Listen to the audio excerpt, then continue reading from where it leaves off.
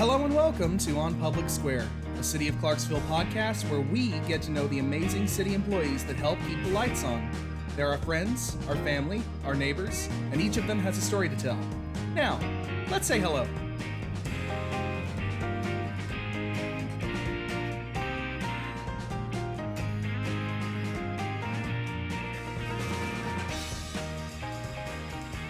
Hello and welcome back to what is technically the first episode of season 3 of On Public Square. We're in like 30 something episodes now. Had a lot of fun over the past couple years talking with city employees, learning all the cool work they do, all the wonderful things they do for the city of Clarksville. And I'm back to do more of that. We're actually I'm going to keep saying season, reaching out to not just city employees, but other folks in the community who work with the city to do really good work. And this is sort of the first instance of that. I have with me our Director of Building and Codes, Justin Crosby, and a member of our City Council, Councilman Deanna McLaughlin. Hello, y'all. How are you doing today? Good.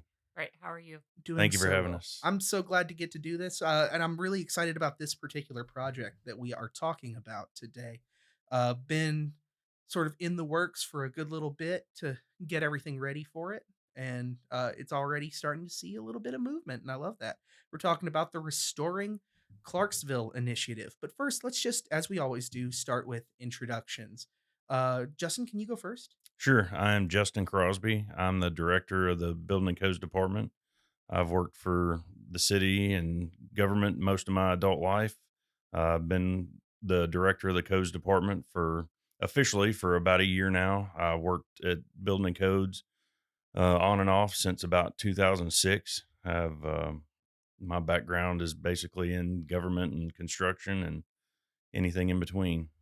Wonderful. So, what exactly, when people come to Building and Codes, what kind of work do you do with the public? I suppose for people who don't know.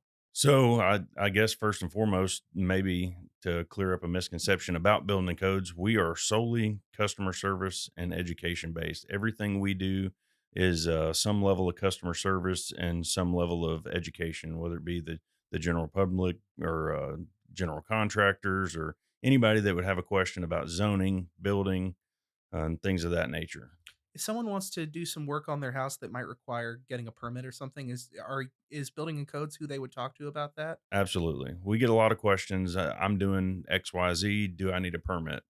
It would surprise you some things you need a permit for, and it would surprise you some things that you could do that you don't need a permit. We always suggest calling and asking.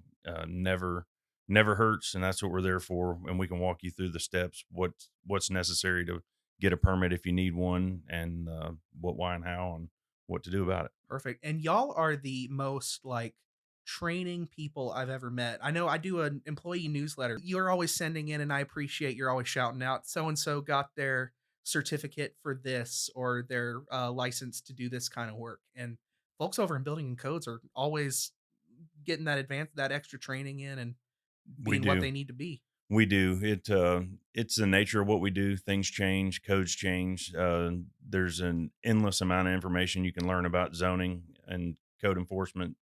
And we do a lot of training. We do in-house training. We do all kinds of conferences and things like that. For our construction division, our certifications are kept up through every 3 years. We renew our certifications. We've got to have an X number of hours of continuing education training for those. So we're always training, always going after new certifications, and have a good group of folks that put a lot of time and effort into staying on top of those things.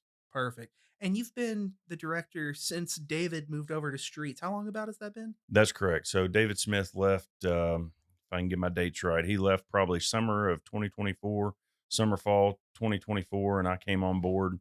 Um, I'm sorry, summer, fall 2023. And I came on board and was officially named director in spring of last year. So, and that brings us about a year officially as a director. Perfect. And y'all also have one of my favorite of our United Way fundraisers. I had Lauren up to talk about United Way a few months ago, and we talked about how both of our favorites is the Bob Father gravy and biscuits. You can't miss the Bob Father biscuits and gravy. Bob Bob is our is the face of building codes. He does a lot of he was cooking breakfast this morning, cooking omelets for everybody in the office. He can't be stopped when it comes to Oh, grilling and feeding what everybody. was I doing up here? I'll remember that next time. And moving over to Councilman McLaughlin, Deanna, do you mind if I call you Yes, Deanna? Deanna's fine. Wonderful. And I see you around town all the time. You're always at events and stuff that I was at Kids Fest last year. I know I saw you That's there. coming up again. It is, and I'll be there again. My wife's students will be performing again this year, so I think looking I'll forward be to it. with the school liaison officers in their booth. Perfect. I would ask for job title and such, but you're not necessarily. Well, I think technically councilmen are city employees on the books. Yes. Technically, yes. Tell me a little bit about yourself, I suppose. So I represent Ward 2, which is the Northwest High School part of Clarksville. Family and my husband and I moved here in 1993 because Mhm, of Fort Campbell duty assignment.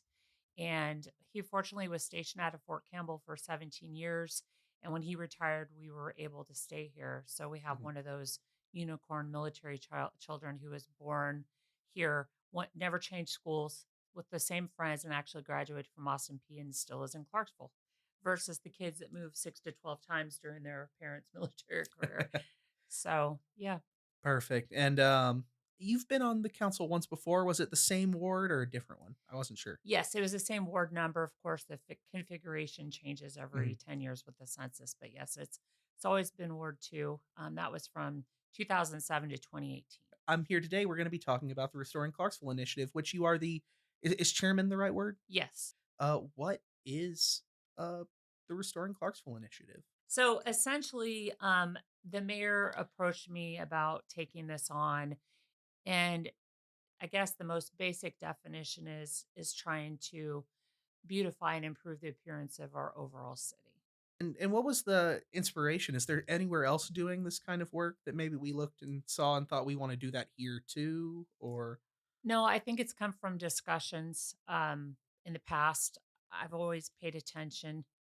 I probably was in my previous term the most frequent caller to 931-645-7426, which is the building and codes number. you heard Fair. it um, here, folks. Save that one in your speed dial. Still the same number. Deanna has not wore it out yet.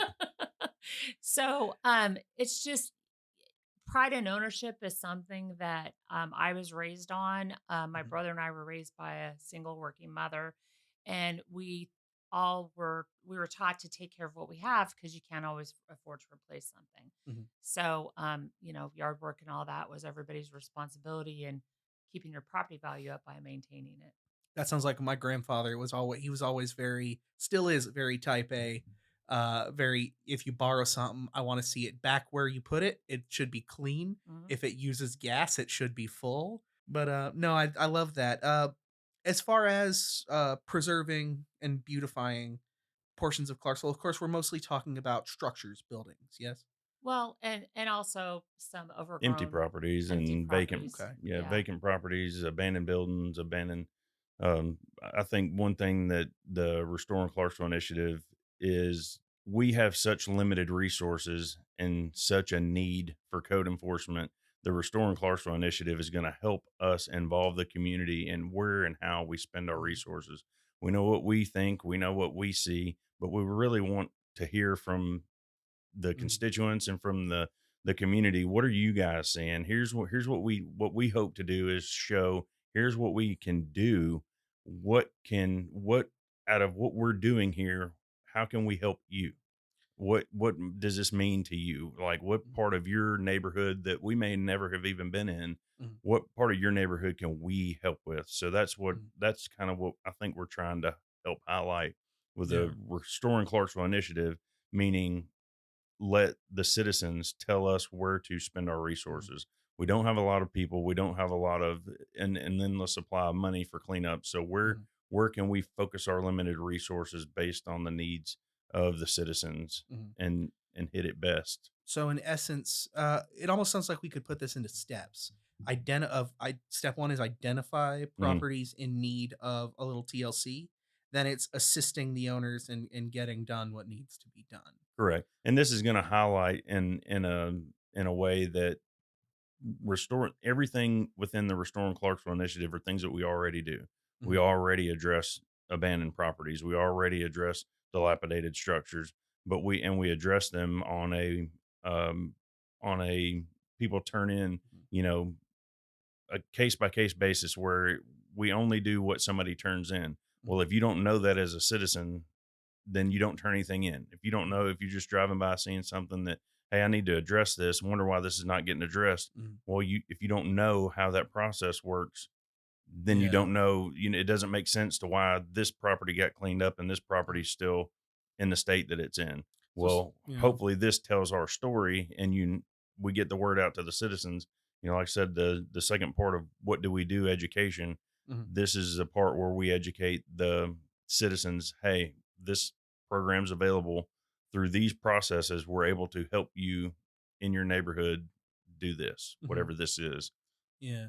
And to that end, who all is involved? I know building codes is a pretty big part of the Restoring Clarksville initiative, but it's not just building and codes, not just you, Deanna, but sort of a whole group of people. In fact, there is a committee Mhm. um, and a task force, I believe, is Hmm. the word I've Yes. seen used. Who all's involved?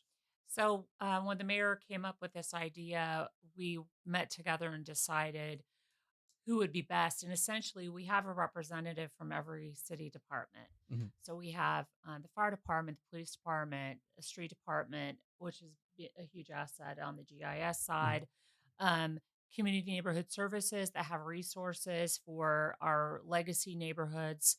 Um, there's also the finance department, specifically the grants office, the city forester. Mhm. And then we also have the president of the mayor's youth council, Adam Stover, who's from Oh, Northwest High School. And then we have Kylie Koyama, who is part of the Austin P President's Emerging Leaders. A new person that is supposed to join us this month is Brian Keith from TDOT, because as we all know, majority of our major thoroughfares in Clarksville are TDOT owned, and we need to help them help us make our city look better, especially in our major thoroughfares and intersections. oh, sure. I'm glad you mentioned that Adam is involved. I'm Mhm. actually hoping to have the Mayor's Youth Council officers up here for our next episode Nice. with application periods opening up. So I'll make sure to grill him about that. Yes. Just kidding. But if you're listening, you can apply next month for Mayor's Youth Council. Great program. Tune into next episode to hear a lot more about that, I hope. Um, but yeah, I'm loving to hear about this. Sounds like it's kind of a bunch of things. It's a little bit of education, a little bit of sort of, I guess, triage to identify areas that are in need of a little love. Um, I I think that when we had our first meeting, I didn't really know what to expect. mhm, But it was interesting to bring up a topic, and several different departments had pieces of the puzzle for a solution, mhm. not necessarily knowing that certain resources were available to other departments. And I say this, and this is not a joke, this is serious. It's probably the most productive and interesting city meeting I've been part of in 14 years. Just every all the departments seem excited about it. They want to help, and I just feel like it's probably the best example of collaboration that I've probably ever Yeah. experienced. Oh, come on now. We all know all government meetings are very exciting. Have you been to any? So many, so many. I think we do pretty good though. It's not a county meeting. No, I'm just kidding. I'm just kidding. Mayor Golden, I'm just kidding. He's an avid listener. Okay. No. But yeah, wonderful. So why is, and I think we've kind of already talked about this, but why is this important? Well, when you asked me before about how this came about, I failed to mention that with in conversations with the mayor, with the Wings of Liberty Museum that's been coming soon for Mhm, 30 years, is finally going to be a reality this fall. It's scheduled to open. And in my personal opinion, the main corridor from Tiny Town Road and Fort Campbell Boulevard to downtown is not your most aesthetically pleasing part of Clarksville. And now is the time to really focus on that. mhm, In past efforts, I've tried to bring things forward to try to improve the appearance. And now it's most important. We want people who come out of our city to not just see pockets of great Clarksville. We mhm. want them to see all of Clarksville. Yeah. And while we have, or vacant commercial buildings, this is the time to address those so that maybe we can make them more appealable, sorry, more Mhm, appealing to businesses to maybe locate in mhm. across the city. And interesting. And Justin, if you don't mind me asking, you might have a little bit of context on Mhm. this one in particular. I I've been thinking about kind of how to refer to, and I'm right now I'm saying these areas are just some areas that are in need of a little attention, and I don't think that's unfair to say that maybe they haven't had as much attention as we would have liked them to have over the past few years. And people use words and I that have very specific meanings. You talk about like urban blight, and I don't know if that term applies here. Yeah, I don't know that that applies. And the reason things look like they've been unattended for the last few years, so we're completely all of our code enforcement work is completely complaint driven. Mhm, So if we don't receive a complaint, we haven't touched it. Well, as yes, we're able to keep moving because of that, but we're not able to focus strategically on where things matter. And that's what I mhm, think this initiative is going to do. This is going to draw out, hey, why have you ignored this? Well, it's not that we've ignored it. We just don't receive a complaint there, so we don't go there to address anything. mhm, And it just goes back to a resource thing. If we mhm, have a limited amount of resources, we have so many, you can only do so many mhm, cases. So when mhm, your casework is not being done in a place or an area that is in need, then you don't, the city doesn't see it. yeah, So that's what we're hoping through this. We'll get more people to say, hey, what about this area? What about this area? yeah, Looks like this area has been ignored. Well, it's not that it's been ignored. We haven't got complaints in that yeah, area, so we haven't gone to address anything. And we hope that this initiative will pull some of those complaints out of the citizens to where we can refocus our efforts mhm, and use those resources that we have in those particular areas. One saying we have limited resources, just to paint the picture, building and codes has basically three different divisions. We have an admin division where we have four forward facing office employees that issue roughly 4,000 permits a year. They address every customer that comes in. They take every phone call that comes in. Our code enforcement division, we have five code enforcement officers. They are doing roughly 10,000 inspections a year. Our abatement division is cleaning up around 300 mhm, properties a year. Our construction division covers everything from new construction to remodels. We have 13 inspectors that do between 30 and 40,000 inspectors a year. mhm, We have a very small commercial division with uh, two deputy building officials that do plan reviews, and they push out 300 to 400 permits yeah. a year. And dare we not forget that in the past couple years, some weather anomalies I'm sure only added to that workload. Correct. Yeah. Yeah, they the weather, Mother Nature at its best has given us all she's got. Mhm, Um, it has taxed all of our resources, and all mhm, of our resources are limited from street department, fire, CPD, building codes, obviously, community housing. All of us, um, we all work together. Thankfully, we're able to put all of our resources together and get a lot of work done, mhm, partnering with each other. The weather, the tornado, obviously that put a big tax on us. We were mhm, able to go out with, we were able to send representative from building codes out with community development to knock mhm, on doors, to set up tents in their areas to try to get information out. yeah. Same thing with the flooding. We're able to get out in these neighborhoods and try to, we don't have the answers for everything. We can't fix all the problems that come up, Mhm, but what we do want is to be there and offer our element of education. Where as a citizen, where do I go? I need this help. Where do I go? And hopefully, those are the answers that we're able to give, and we're available for somebody that's in need of just some answers. Some where do I turn?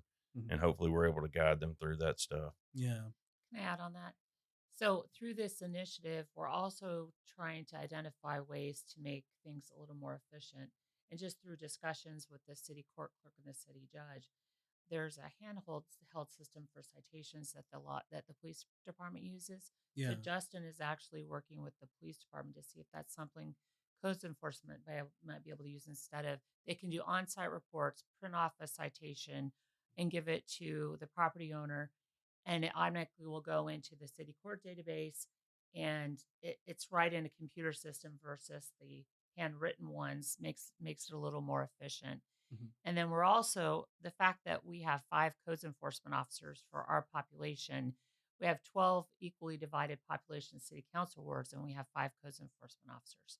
So hopefully, through this process and with upcoming budget, we might be able to identify some resources. And we've had some creative discussions on how we might be able to come to that point. But Yeah. it's challenging. But again, consistency. Another thing is Justin and I are working with the city attorney to kind of go look back at the property maintenance code so that it's easier for people to understand. And Justin's working with IT that once we have that identified, there'll be a landing page on his website to make it easier for people to know Mhm. what the do's and don'ts are for property maintenance. So this Yeah. is, like Justin said, education. A lot of times people don't know you can't have a goat in your residential backyard, but if instead of reading the code, which is like reading a legal review, it would it'd be easier to identify the do's and don'ts. Yeah. Hold on, I'm just gonna text my wife real quick. Get rid of the goat. No. So Good to know though. yeah. But okay. And you mentioned you mentioned enforcement, and there's also a level of sort of support involved in this. So we've had two buildings that have come down here just recently that are associated with RCI, the Restoring Clarksville initiative. Both of those were torn down by the owners. I know, and that saves, of course, saves the city money. It's not on the taxpayer's dollar. It's helping get these properties ready for the next stage of their life. Um, I guess we should say where those properties are real quick. The first one Sure. being on the corner of Fort Campbell Boulevard and Charlemagne, an Mhm. old car wash. That, to be honest, I drive by there all the time and hadn't really noticed that one until it was gone. Yeah, it's been a Um, lot Oh, of I've noticed it. it's been a lot of different things over the years, but one thing that's been consistent is it's been a haven for crime. That's mhm, been a place that the police department and building codes have worked together for years, mhm, and I know that it seems timely that the Restoring Clarksville initiative gets stood up and the building comes down. It's not a direct reflection of RCI that the building came down. However, it is these two are really good um, properties to highlight of what RCI can do mhm, and the things that we are able to do as a city. mhm. We were able to work with the owners. That was 1380 Fort Campbell Boulevard. The second one was 2133 Fort Campbell Boulevard. A It's close to tattoo shop. it Yeah. was a tattoo shop. It was a realtor's office. I believe it was a single family residence even before that. Mhm, So, and it was a structure that had seen its highest and best use years ago and been abandoned for a long time. And mhm, we were able to work with the owners to get it tore down, and hopefully that'll spur some redevelopment in that area. And the biggest thing to highlight is these may not have been directly torn down because of what the Restoring Clarksville initiative did, but the Restoring Clarksville initiative can do these things. If you have buildings like that in your neighborhood that are a haven for crime, that are unsecure, and have a presence of homeless, we can get in there. We partner with community and housing development. We can get in there and have Michelle Austin help these folks get some long term care established if they mhm, are homeless folks breaking into these houses, and that we do that all the time. mhm. And if that's a need that you have in your community, we hope to highlight these properties to show here's what we can do if we know about it. Yeah. And that I'm going to skip ahead a little bit because what you said pertains to I did want to talk about the impact as far as crime and Hmm. safety goes.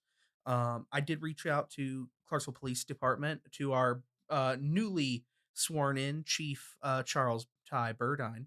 But I have a quote from Chief Burdine here about that, and what he had to say was, quote, "The Restoring Clarksville initiative isn't just about enhancing the look of our city. It's a great example of force multiplying several city departments and the community working together to bring attention to homes that can be prone to attracting crime. By revitalizing neglected areas, improving lighting, and removing abandoned structures, we signal that our community is dedicated to safety and progress. Crime flourishes in neglected areas, but when we invest in our neighborhoods, we cultivate a sense of pride, deter criminal activity, and build a more substantial, safer city for everyone. Unquote. I think that kind of hits at what you were saying, and something I've been thinking about since getting that quote. I think there can be, I think, in certain public perceptions, a little bit of a negative connotation sometimes when you're talking about uh, crime as it relates to abandoned buildings, because it often relates, I think, to unhoused people, and homelessness as an issue. Uh, Not to say that that's not part of that, but there's also safety is something that comes to my mind. I don't remember where it was. I tried to look it up and just ran out of time. I think it was in California that there was an issue of like warehouses where folks were staying because to get out of the weather just to have a place to stay, Mhm. and you don't know they're in there and there's a fire or something, and it causes it causes loss of life because you don't have a way to get those people out. You don't know if you don't know they're there. And that's something that kind of came to my mind with this. And our biggest our silver lining for finding unhoused or homeless or Hmm. a house that has folks in it that need assistance, we have one of the hardest working department heads in our community and neighborhood development. Michelle Austin is our hero for these people. Amen. She works really, really hard. She has the resources Hmm. and she knows exactly how to use them.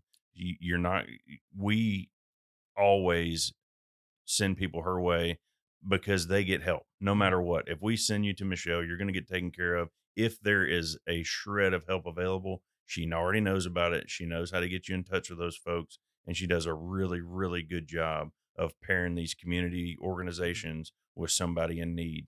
And don't want to make it sound like that we're going and finding these places and kicking these folks out on the street. Yes. We're not only do we have a place to turn them over to in Michelle and her department, Hmm. she is a champion for these folks. Hmm. She's their biggest cheerleader. She's an advocate for them, and she really does have the resources to help them. And the police department's the same way. You know, we've had a big success rate with anything we do with them and with her department. We've been They are big supporters of building codes. We could not do anything that we do without those two, along with the other departments Hmm. too. But those two are our ones we probably work with the most day in and day out. And getting those folks to her is the biggest blessing we could probably do for any of them. I could not agree more. Michelle is out there making a difference and changing lives every day. Her whole Yes, team is. I've had the fortune of getting to attend a few of the Montgomery County Homelessness Coalition meetings with her, and they're doing some incredible work that I hope gets to be shouted out very soon. Putting together new resources for people and improving resources that already exist. So I'm really glad to hear that, and I'm glad you shouted Michelle out yeah, because I love CNCS. Anytime we can shout those folks out, I'm happy to do so. definitely. Very cool. Let's see. Moving on. So we talked about the two properties we have. Something I did want to. I was kind of just reading through some chatter on social media, questions that other people had. I Yikes. yeah. I know. I know. Never read the comments. Yeah. Yeah. It's his job to. Yeah. It is. Sorry, Casey. I'm not a fan of social media for someone who has to be on it so much, but here I am. Everybody loves us though. Yeah. Yeah. But people were asking one, there was some concern, I guess, about historic buildings, and I did want to take an opportunity to reassure those folks.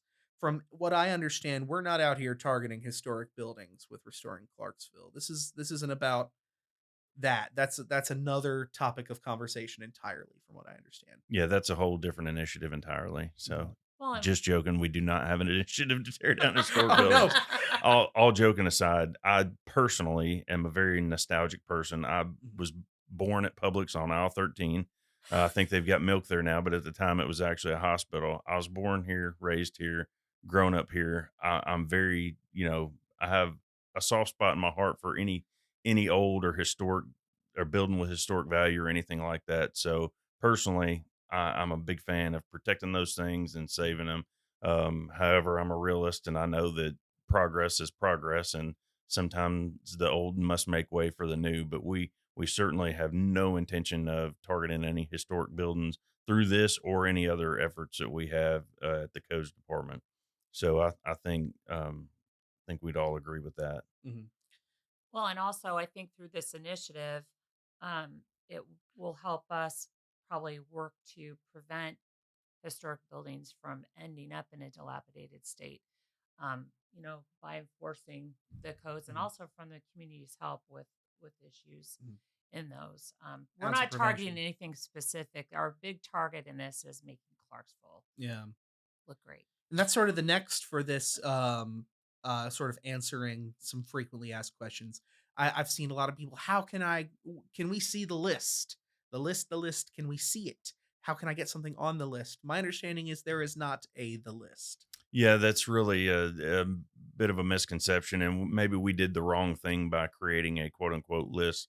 So what we did was just generated put a bunch of properties on a piece of paper and called it a list, saying that look, here's everything from properties that literally have no problem at all to properties that are simply abandoned. Maybe they're kept up, maybe they're not. And here's some that have abandoned buildings on them. Here's some that are just completely vacant properties. Um, the list is basically an inventory. Like, what do we have? What Yeah. are we looking at? What are we working with as far Mhm. as our community goes, and kind of just wrapping our head around, what do we have? And there again, all in an effort to use our limited resources to make the highest and best impact. Mhm. um so the list isn't really a list at all. Mhm. Actually, it It's a is just database. maybe even maybe a stretch to call it a database, but it I want it one thing we need to do is spur the community's involvement to generate a list. We Mhm. need your input on what things are important for this Restoring Clarksville initiative. What things are important? What abandoned properties are you seeing that are getting out of control that we can help with? What homes are in your area that have been neglected to the point of Mhm. disrepair? How we need to the sooner we get in, we can board those things up. We can secure them where Mhm. the damage that's done, maybe we can't reverse, but Mhm. we can certainly prevent more damage from being done. If they've gone Yeah. and knocked all the windows out of a house in your neighborhood, if you will either call the codes office or go through online through See Click Fix. I don't know if you have a way to put a link in the Yes, I will podcast notes include a to. link in the description and on any links to like social media and stuff. We'll have a link to See Click Fix. We're working 100%. with IT right now to put a direct um, uh, some sort of link in See Click Fix that goes directly to related to the RCI initiative, so we can separate those things out, mainly so we can put a level of importance on it and Mhm. categorize how, you know, down the line, what's important to the community, what kind of things are we Mhm. repeating over and over again that we're getting in. So maybe internally we can refocus our Mhm. efforts. Our resources are so limited, we don't want to waste any. Yeah. It sounds not dissimilar to what we've been doing with the Accessibility Enhancements Committee, which I know you've been part of that as well, Yes, sir.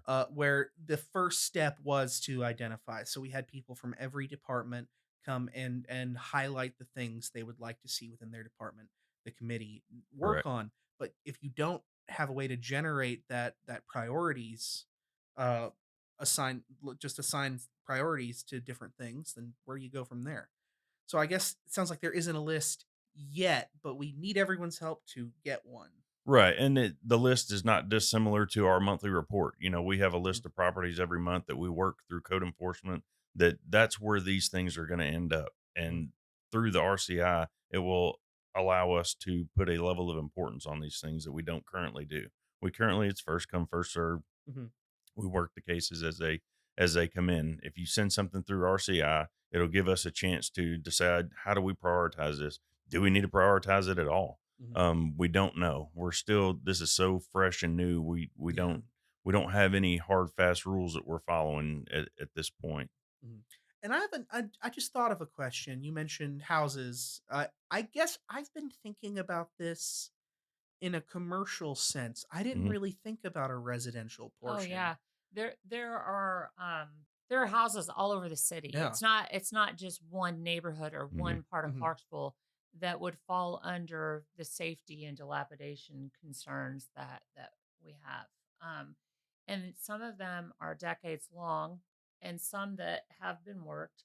It was in a family trust. The people that live there pass away. There's some examples in my neighborhood where the out of town family owns it, Mhm. don't know what's going on with it, kind of thing. Yeah. So this is not just a certain part of Clarksville. There are houses, like we just explained, all over the city. Okay. Every neighborhood, and that's Yeah. what we're trying to highlight through this. The citizens, we're looking for the citizens to direct our efforts. If it's important to you in your neighborhood, we need to know about it. Mhm. And if there's something we can do, we want to help. And that's what I think that's the spirit of the initiative. Mhm. So a And little bit of boarding things up, getting them sort of set where they need to be, fixing some places. Some places we know would have to be torn For down. sure. We can stabilize something that is going into a state of disrepair through boarding it up, and we can clean it. You know, if you have a house in your neighborhood that has an abundant amount of trash, it's overgrown, that is collecting a lot of debris, causing issues for the neighborhood, Mhm. we can help clean those properties up. And if we don't see them or we haven't got complaints on them, that's why you're seeing these things. We don't know. We can't go out and These help. are the houses from like a '90s movie that the kids accidentally hit a baseball into and don't want to go get it. Anything under the sun, and yeah, Yeah. that definitely. I would venture to say there's not a subdivision or a small community within the city that doesn't have a house that could fall into RCI. Sure. would it be appropriate for Justin to talk about the process when somebody turns an address in? What happens? The public needs to understand we're not just taking a steamroller out and Yes. and demolishing somebody's property. The goal is to work with the property owners to try to get them within compliance. Mhm. And there's a process that codes follows, which is a lot more customer service friendly, in my Mhm. opinion, than if you get pulled over for speeding. You're getting an immediate ticket and you're going to have to pay that or go to court. Codes tries to work with property owners who are willing to work through the process. Mhm. But I'll turn it over to you. Sorry. Yeah. Yeah, So absolutely. I've come to you and say, "Hey, I have a house 3 houses down from me. I've never seen anyone live in it. Half the windows are broken. Uh Fairly certain it's the residence of raccoons right now and maybe a possum. I'd like someone to come take a look at this house." Yeah, step one is just that. We go out, take a look, see what violations may be present on the property. It could be anything from tall grass. You know, we cite people for tall grass regularly, trash, debris, things of that nature. The It could be anything up to and including demolition of a home that's in a state of disrepair. Those are rare. And I kind of want to highlight that. It seems like a lot of the focus outside of the RCI meetings has been on the demolition of the properties. That's such a small percentage of what we do in code enforcement that I don't want to be misleading to think that an abandoned home can just be tore down and you don't have to deal with it. That's not true. Most of these homes, even if they're abandoned, even if they're unsecure, there's nothing structurally wrong with them. They're not unsafe. They're just in a state of disrepair. Well, those homes we can get boarded up. We can clean up the trash. We can clean up the debris. We can make sure that as we want our people to be upstanding citizens, we want our properties to be upstanding, and we can do that through our abatement process. Mhm. So go on, see Click Fix, submit a property through that, and we will work it. Step one, go out on site. We take pictures. We come back to the office. Whatever violations may be present, we fill them out on a template in Intergov. We send the property owner a letter.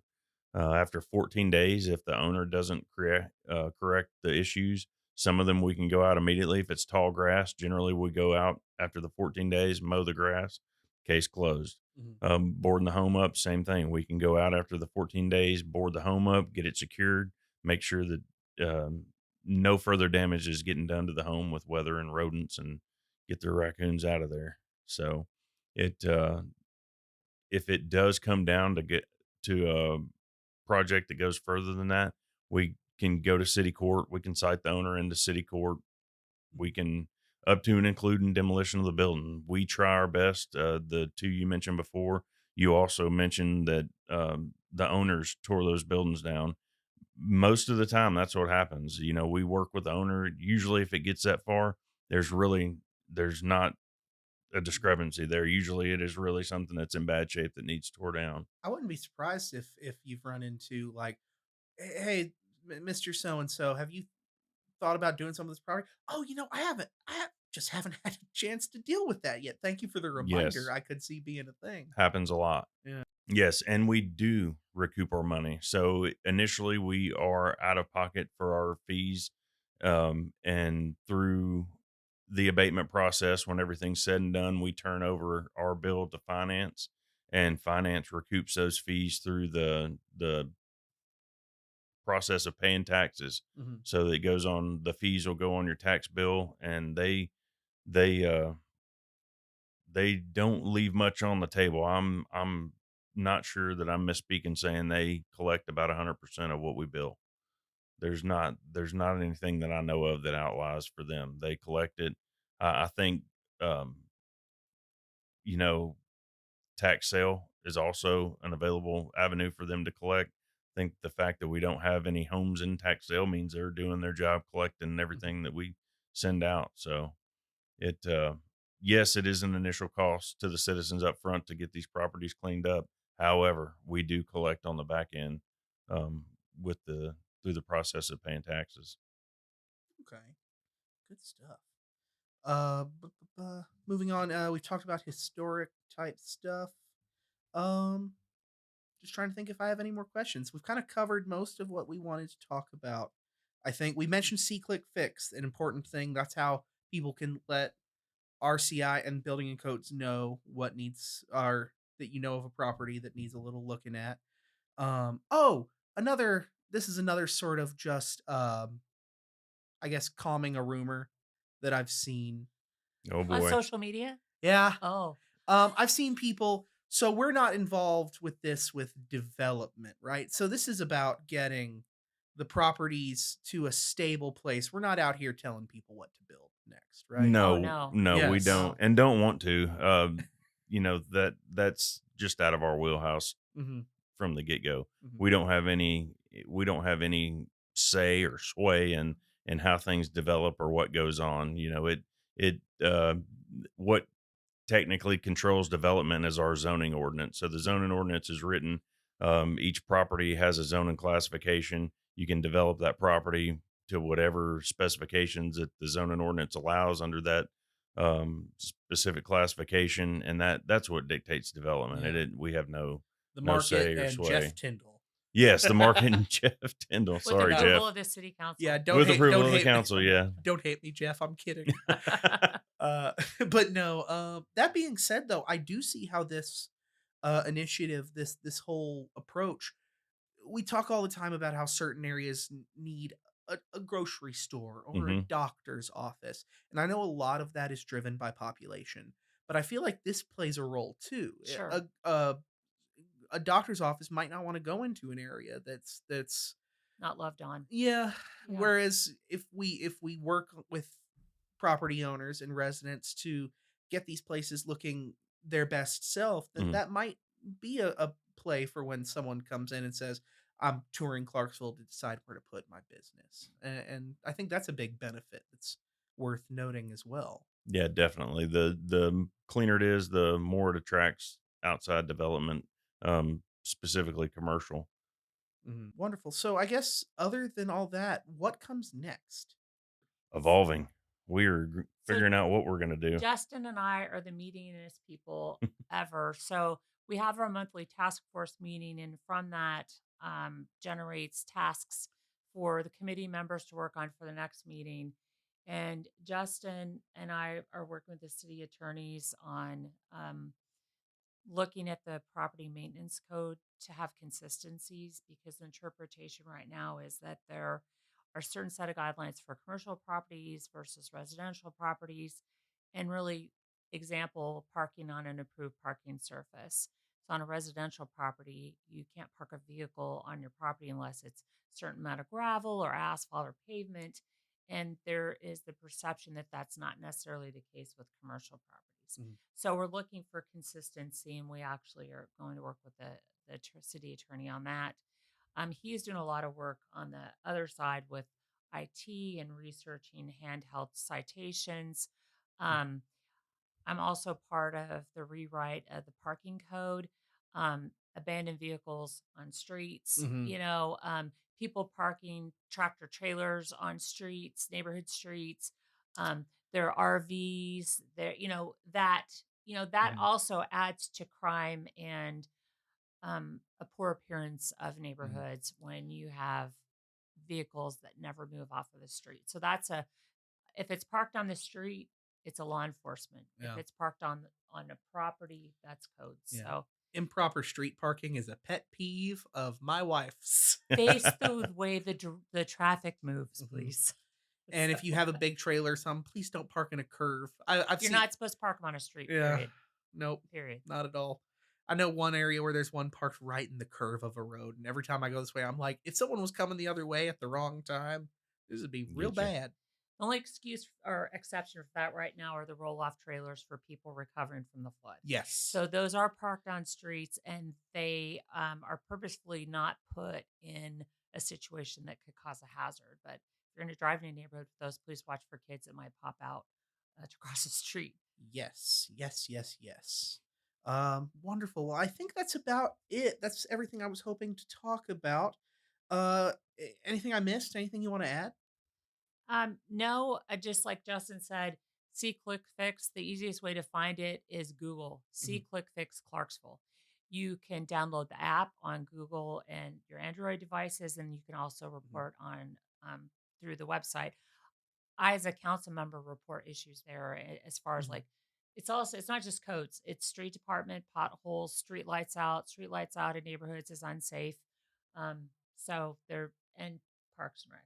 Those are the Yep. three departments you can report information to. Good to know. And if you want to keep up with progress for not just the Restoring Clarksville initiative, but anything cool and wonderful going on in the city of Clarksville as far as the city of Clarksville government goes, keep an eye on our social medias. I'll be continuing to post photos of sites that are uh, part of the Restoring Clarksville initiative or affected by it, so that people can see what we're doing and all the cool stuff that's going on. Otherwise, I like to try to end on a question that's a little more fun. And Justin, I have one for you. I'm curious. This is sort of a I'm what nervous. grinds my gears. So when I was a kid, my dad was was a safety man for TVA. Mhm. Anytime we'd go on trips, he'd carry a camera, and he couldn't help himself if he's like that's an OSHA problem. Yeah. And there were always little things. His thing was always scaffolding issues that like he couldn't help but say it when he saw it. What is a codes issue that you just see all the time that really grinds your that if you could tell the city of Clarksville, y'all get it together with this. Two What's things, and my kids roll their eyes, and my fiance just chuckles, and they all get tired of me saying it. So restrooms, by the building code, you have to provide a restroom if you're a business. So when you go on vacation, you go in the gas station. Where's your restroom? We don't have one. Yes, you do. You definitely do. And I'm going to use it. The bank is the same way. So don't let the bank tell you you can't use a restroom. You can. They have one, and or they wouldn't have passed their final inspection. Exit lights. You wouldn't believe it. Exit lights being in the wrong place or not working at all or not being in the right place. So they anytime I walk into a restaurant or go somewhere, I'm always looking for the exit lights and it code violations. I can't escape it. I can't help it. I'm looking up everywhere I go to see what's missing, what's not where it's supposed to be. So yeah, that's funny that your dad was doing inspections when he wasn't doing inspections. Yeah, anywhere we'd go. My Can't help favorite. it. But all right, well, thank you two so much for joining me. This was a great conversation. I think people are going to love to hear about the Restoring Clarksville initiative. So thank you for joining me and talking with me about this. Thank you for having us. Thank you for highlighting what we're doing. We're very proud of this. And I'm proud to shout it out and let people know all the awesome things going on. And thank you all for listening. Thank you for tuning in to On Public Square. We're going to be back with a lot more this year. I'm hoping to make the show bigger and better than ever. We have episodes planned with Mayor's Youth Council. We're going to be talking about accessibility enhancements again and the Day in Our Wheels challenge that we did a couple years ago. Maybe even looking forward to doing that again in the near future. We're going to be talking about trees and Tree City USA and just a bunch of great stuff this year. So I can't wait to talk about it with you all. And we'll do that next time on Public Square. And that concludes my report.